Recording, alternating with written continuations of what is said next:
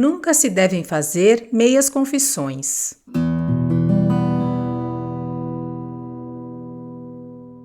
Helena, por Machado de Assis. Se quiser informações sobre o autor, clique no card que aparece no canto direito superior ou no link na descrição do vídeo.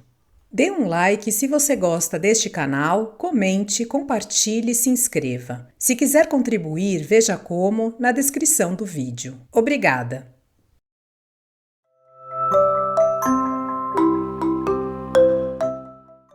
Capítulo 7. Apearam-se os dois no terreiro e dirigiram-se para a escada que ia ter à varanda. Pisando o primeiro degrau, disse Estácio: Helena, explique-me suas palavras de há pouco. Quais? E como Estácio levantasse os ombros com ar de despeito, continuou Helena: Perdoe-me, a pergunta não tem nem podia ter outra resposta mais do que a simples recusa. Não lhe direi mais nada. Nunca se devem fazer meias confissões, mas nesse caso a confissão inteira seria imprudência maior. Se se tratasse de fatos, creia que a ninguém melhor podia confiá-los do que a você. Mas por que motivo irei perturbar-lhe o espírito com a narração de meus sentimentos, se eu própria não chego a entender-me? Estácio não insistiu. Subiram a escada, atravessaram a varanda e entraram na sala de jantar, onde acharam Dona Úrsula dando as ordens daquele dia a 2 escravos. Estácio entrou pensativo. Helena mudou totalmente de ar e maneiras. Alguns segundos antes era sincera a melancolia que lhe assombrava o rosto. Agora regressara à jovialidade de costume. Dissera-se que a alma da moça era uma espécie de comediante que recebera da natureza ou da fortuna, ou talvez de ambas, um papel que a obrigava a mudar continuamente de vestuário. Dona Úrsula viu-a entrar risonha e ir a ela dar-lhe os costumados bons dias, que eram sempre um beijo, ou antes 2, um na mão, outro na face.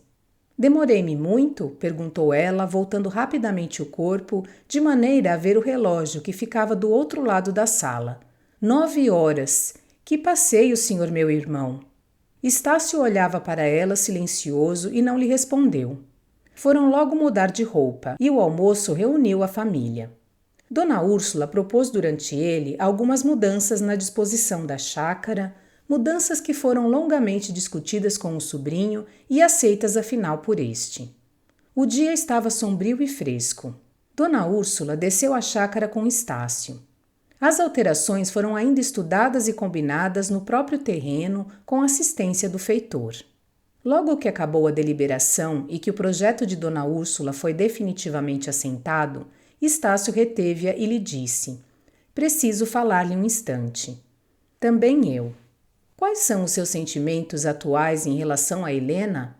Oh, não precisa francir a testa nem fazer esse gesto de aborrecimento. Tudo são meras aparências. Não creio que seja absolutamente amiga dela, mas não pode negar que a antipatia desapareceu ou diminuiu muito. Diminuiu, talvez. E com razão. Pensa que também eu não tive repugnâncias depois que ela aqui entrou? Tive-as. Mas se não houvessem desaparecido, desapareceriam hoje de manhã. Como? Estácio referiu à tia a cena do capítulo anterior e as palavras que lhe dissera Helena. Dona Úrsula sorriu ironicamente. Não a impressiona isto? Perguntou Estácio. Não, respondeu Dona Úrsula com decisão. A frase de Helena é achada em algum dos muitos livros que ela lê. Helena não é tola.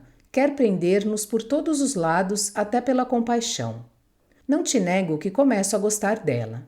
É dedicada, afetuosa, diligente. Tem maneiras finas e algumas prendas de sociedade. Além disso, é naturalmente simpática. Já vou gostando dela. Mas é um gostar sem fogo nem paixão, em que entra boa dose de costume e necessidade. A presença de outra mulher nesta casa é conveniente, porque eu estou cansada. Helena preenche essa lacuna. Se alguma coisa, entretanto, a podia prejudicar nas nossas relações, é esse dito. Estácio tomou calorosamente a defesa da irmã. O que eu lhe contei, disse ele, foram apenas as palavras. Não pude nem poderia reproduzir a expressão sincera com que elas proferiu e a profunda tristeza que havia em seus olhos. Não lhe nego que, ao vê-la mudar tão depressa e entrar alegre na sala, senti tal ou qual abalo de dúvida, mas passou logo. Ela tem o poder de concentrar a amargura no coração. Também a dor tem suas hipocrisias. Mas que dor? Que amargura? Interrompeu Dona Úrsula. A dor de ser legitimada? A amargura de uma herança? Estácio protestou calorosamente contra aquele caminho que a tia dava às suas ideias. Enfim, pediu-lhe que interrogasse com cautela a irmã. Um homem, concluiu ele, é menos apto para obter tais confissões. Uma senhora respeitável e parenta está mais no caso de lhe captar a confiança e obter tudo. Quer incumbir-se desse delicado papel? Pedes muito, respondeu Dona Úrsula. Verei se te posso dar metade disso. Era só o que tinhas para dizer? Só. Uma criancice. Eu tenho coisa mais séria. O Dr. Camargo escreveu-me. Trata-se. Não precisa dizer mais nada, interrompeu Estácio. Lá vem ele. Camargo aparecera efetivamente a 20 passos de distância. Doutor, disse Dona Úrsula, logo que este se aproximou deles. Chego um pouco fora de propósito. Eu mal tive tempo de assustar meu sobrinho, que ainda não sabe o que o senhor lhe quer. Saberá agora. É só bastante que a senhora lhe diga que me aprova. Completamente. Trata-se, disse Estácio, de uma conspiração. Todos conspiramos em seu benefício. Dona Úrsula retirou-se para casa. Os dois ficaram sós. Uma vez sós, Camargo pousou a mão no ombro de Estácio, fitou-o paternalmente, enfim perguntou-lhe se queria ser deputado. Estácio não pôde reprimir um gesto de surpresa. Era isso? Disse ele. Creio que não se trata de um suplício. Uma cadeira na Câmara. Não é a mesma coisa que um quarto no aljube, mas a que propósito? Esta ideia apoquentava-me algumas semanas. Doía-me vê-lo vegetar os seus mais belos anos numa obscuridade relativa. A política é a melhor carreira para um homem em suas condições. Tem instrução, caráter, riqueza. Pode subir a posições invejáveis. Vendo isso, determinei-me metê-lo na cadeia. Velha. Fala-se em dissolução. Para facilitar-lhe o sucesso, entendi-me com duas influências dominantes. O negócio afigura-se-me em bom caminho. Estácio ouviu com desagrado as notícias que lhe dava o médico.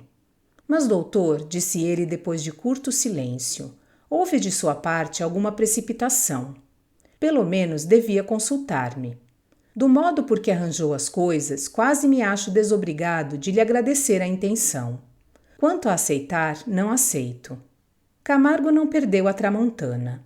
Deixou passar por cima da cabeça a primeira onda de desagrado, surgiu fora e insistiu tranquilamente. Vejamos as coisas com os óculos do senso comum. Em primeiro lugar, não creio que tenha outros projetos na cabeça. Talvez. Duvido que sejam mais vantajosos do que este. A ciência é árdua e seus resultados fazem menos ruído. Não tem vocação comercial nem industrial. Medita alguma ponte pêncil entre a corte e Niterói, uma estrada até Mato Grosso ou uma linha de navegação para a China? É duvidoso. Seu futuro tem por ora 2 limites únicos, alguns estudos de ciência e os aluguéis das casas que possui. Ora, a eleição nem lhe tira os aluguéis, nem obsta que continue os estudos. A eleição completa-o, dando-lhe a vida pública que lhe falta. A única objeção seria a falta de opinião política, mas esta objeção não o pode ser. Há de ter, sem dúvida, meditado alguma vez nas necessidades públicas e... Suponha, é mera hipótese, que tenho alguns compromissos com a oposição. Nesse caso, dir-lhe-ei que ainda assim deve entrar na Câmara, embora pela porta dos fundos. Se tem ideias especiais e partidárias, a primeira necessidade é obter o meio de as expor e defender. O partido que lhe der a mão, se não for o seu, ficará consolado com a ideia de ter ajudado um adversário talentoso e honesto. Mas a verdade é que não escolheu ainda entre os 2 partidos, não tem opiniões feitas. Que importa? Grande número de jovens políticos seguem não uma opinião examinada, ponderada e escolhida, mas a do círculo de suas afeições, a que os pais ou amigos imediatos honraram e defenderam, a que as circunstâncias lhe impõem. Daí vêm algumas legítimas conversões posteriores. Tarde ou cedo, o temperamento domina as circunstâncias da origem, e do botão Luzia ou Saquarema nasce o magnífico lírio Saquarema ou Luzia. Demais, a política é ciência prática, e eu desconfio de teorias que só são teorias. Entre primeiro na Câmara. A experiência e o estudo dos homens e das coisas lhe designarão a que lado se deve inclinar.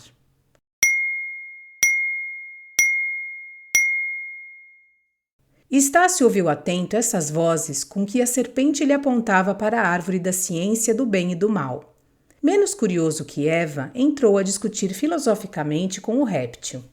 Entra-se na política, disse ele, por vocação legítima, ambição nobre, interesse, vaidade e até por simples distração.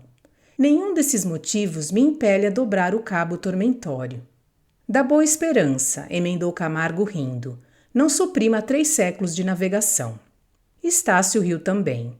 Depois falou ao médico da sua índole e ambições. Não negava que tivesse ambições, mas nem só as havia políticas, nem todas eram da mesma estatura.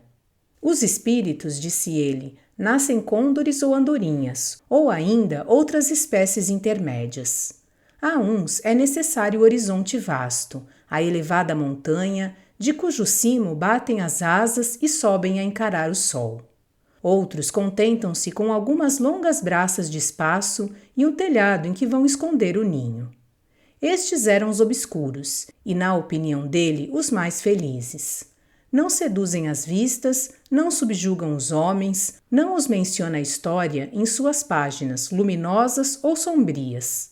O vão do telhado em que abrigaram a prole, a árvore em que pousaram, são as testemunhas únicas e passageiras da felicidade de alguns dias.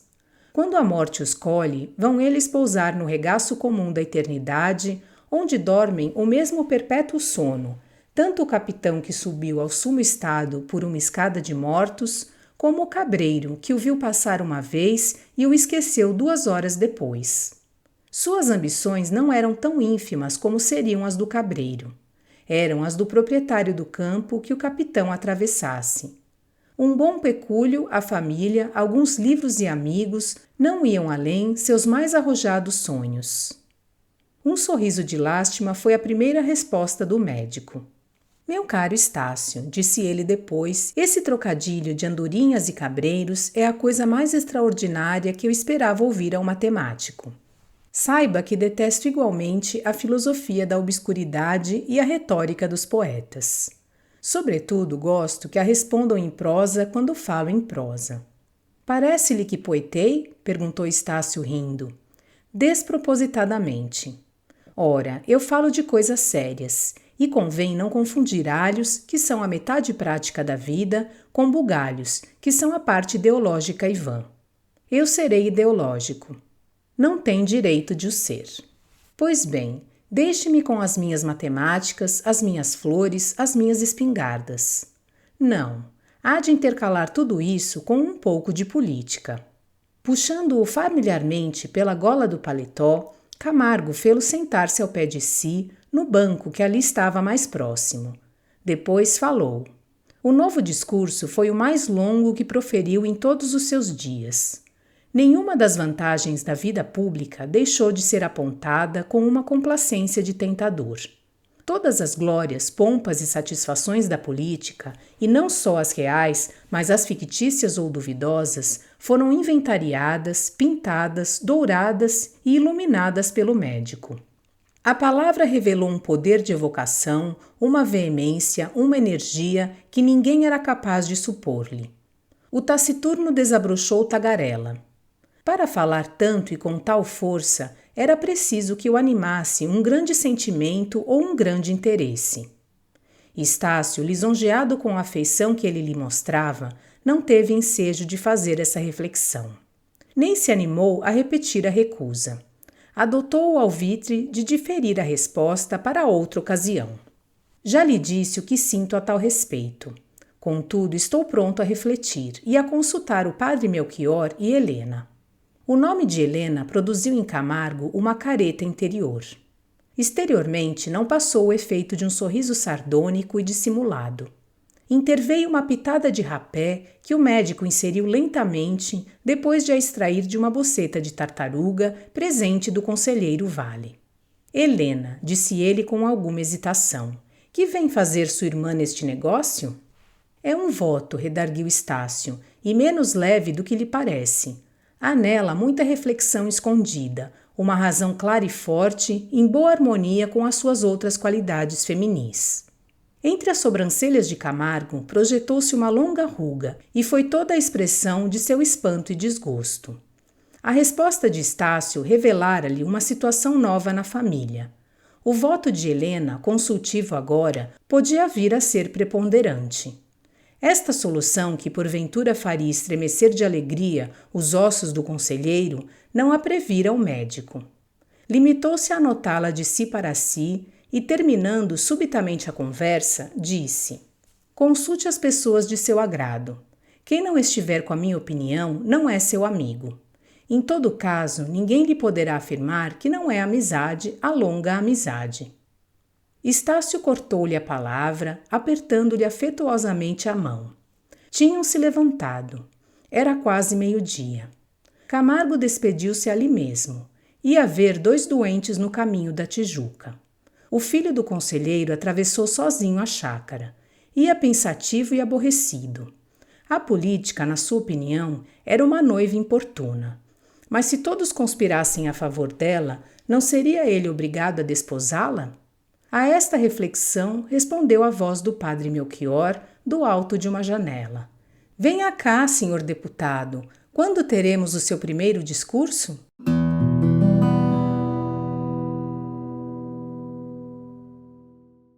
Desejo que tenham gostado deste capítulo da obra Helena, de Machado de Assis. Obrigada por sua companhia e até a próxima.